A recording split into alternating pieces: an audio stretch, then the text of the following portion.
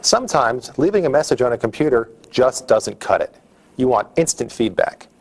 Well, the internet has something for that. Actually, a couple of somethings. One is called chat. Chat lets you talk online with other people who are online at the same time. All kinds of people.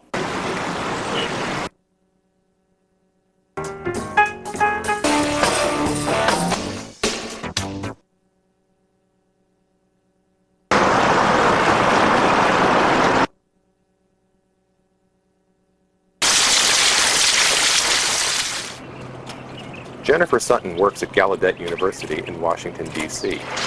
Because she has been deaf since she was 12 years old, Jennifer sometimes has difficulty communicating with the majority of people who are not deaf. Often, they can't use American Sign Language, and it's not always possible for Jennifer to read lips. But Jennifer has found a new way to communicate with people at work and at home. Gradually, I started hearing more and more about internet, and I decided to try it out. I've used it a lot for email and a little bit to talk to people. Sometimes I use IRC or Talk or something like that. Jennifer has met literally hundreds of people on the net, people who talk to her by typing messages on their computers. I think IRC really helps me to develop new interests and new contacts. I've met a lot of people through IRC who are working in the same field or have the same beliefs. Most of the time people don't realize I'm disabled.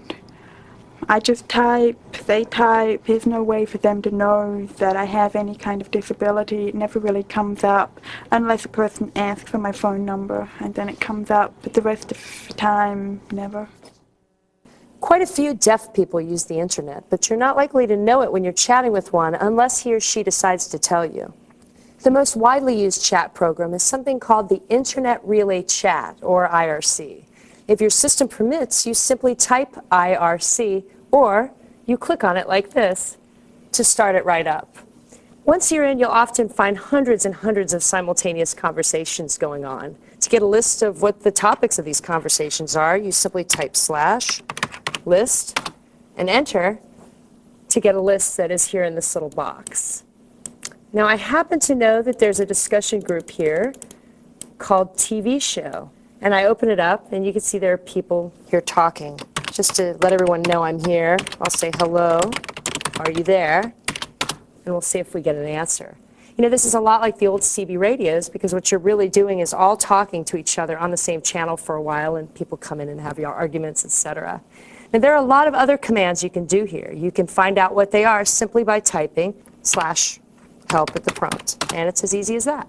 Chat is mostly used for gossiping, which can be fun, but some of the people whose job it is to keep computer servers up and running regard chat as a computer resource hog and not very useful. For that reason, some systems don't provide any chat software at all.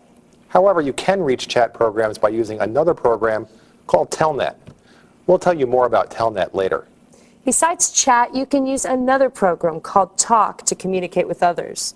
Talk is sort of like making a personal phone call to an individual, except it's by computer.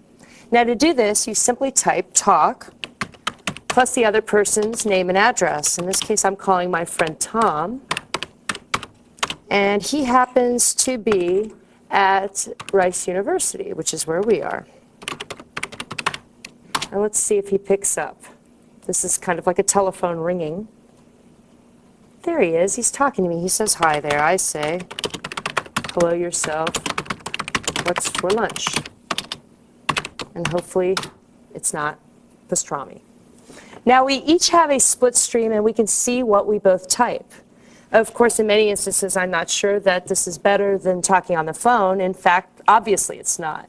But it is a great way to save on long-distance charges, particularly on overseas calls. And it can help if the other person doesn't speak your language very well.